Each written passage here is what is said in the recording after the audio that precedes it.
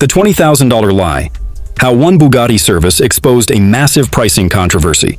For years, Bugatti owners accepted something that almost nobody questioned. A routine service bill that could easily exceed $20,000. Not because the car was broken, not because the engine needed rebuilding, not because the transmission was failing, simply because it was time for a service. And for the longest time, that price was treated as normal. After all, this is a Bugatti, one of the most exclusive, most advanced, and most expensive automobiles ever created. So naturally, maintaining it should be expensive too. At least that's what everyone believed. But what if one of the automotive world's most accepted facts wasn't entirely true? What if a large part of that massive bill had nothing to do with engineering complexity?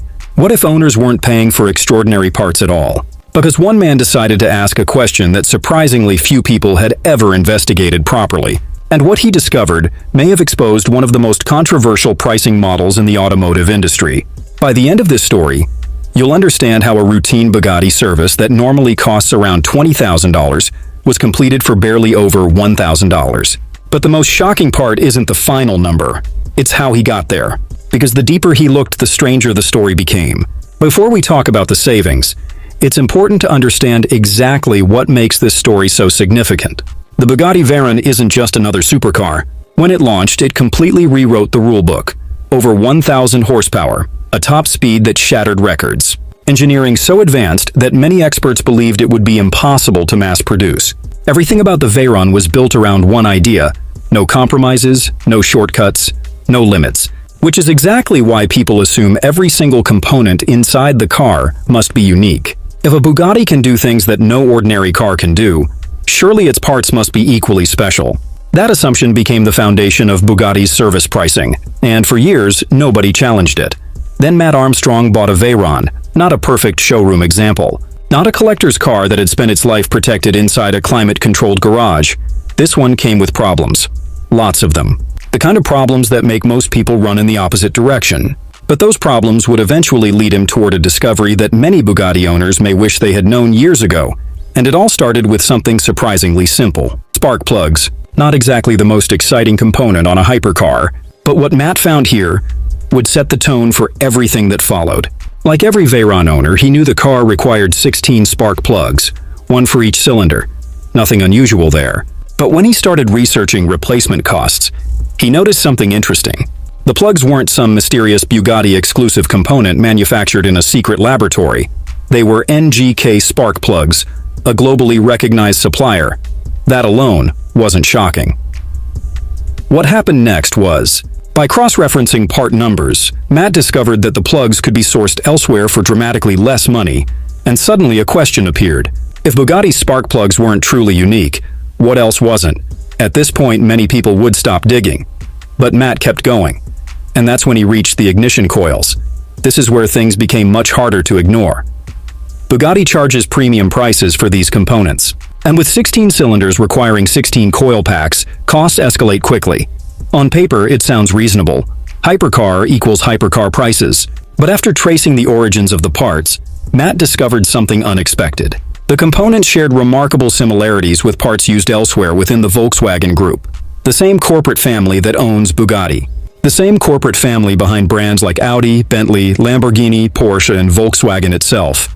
Suddenly, the story wasn't about one component anymore. A pattern was beginning to emerge, and the deeper he looked, the more obvious that pattern became. Every new part seemed to raise the same uncomfortable question: how much of the service bill was actually paying for engineering? And how much was paying for the badge attached to the box? The answer wasn't becoming any clearer, but it was becoming much more interesting.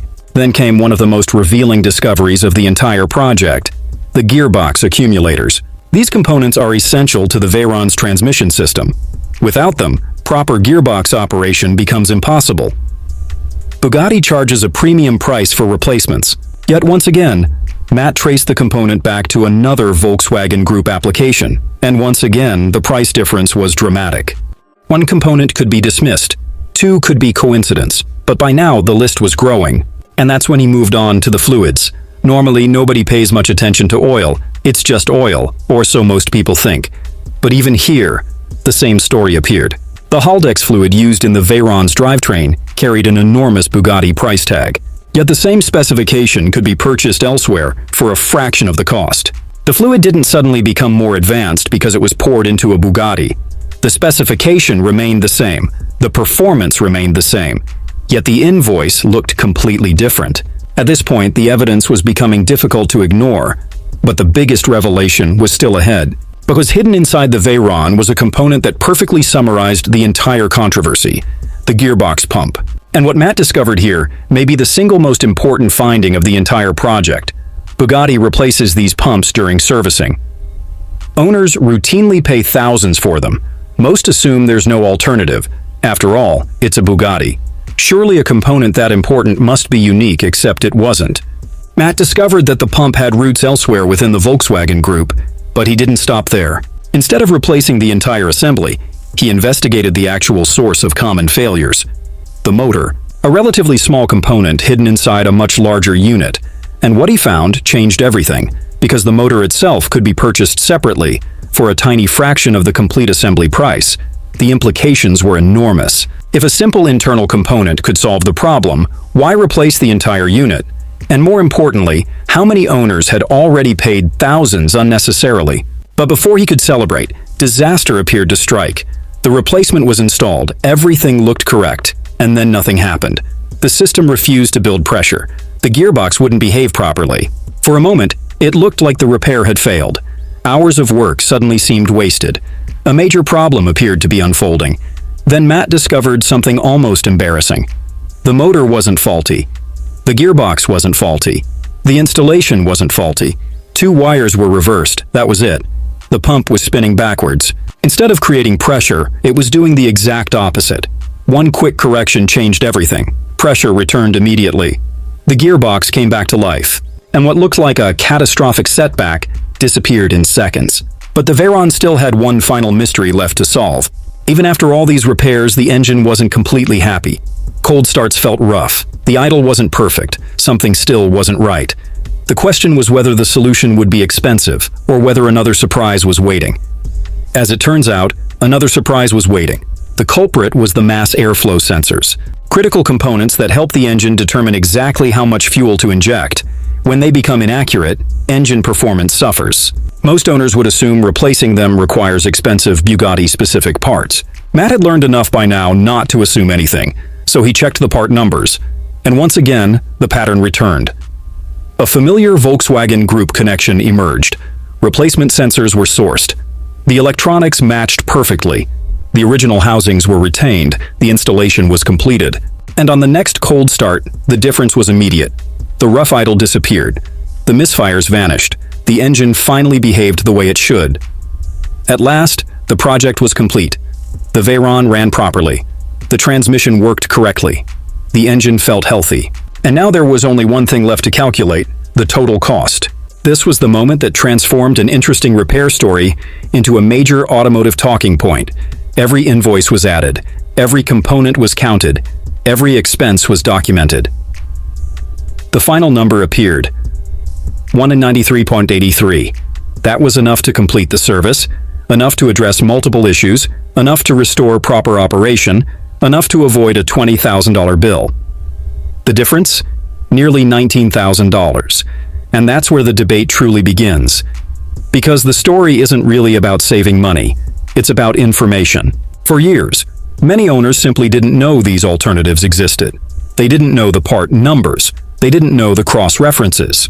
They didn't know where many of these components originated. Now they do. And once information like that becomes public, it spreads.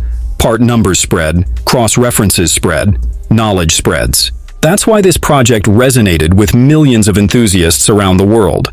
Not because people suddenly believe Bugattis should be cheap to maintain. They shouldn't. Extraordinary cars will always require extraordinary care. The real controversy is whether the gap between actual costs and build costs has become too large to justify.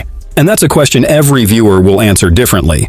But one thing is certain: Matt Armstrong didn't just service a Bugatti Veyron. He pulled back the curtain on an industry that few people ever get to see. And after what he revealed, many owners may never look at a $20,000 service bill the same way again.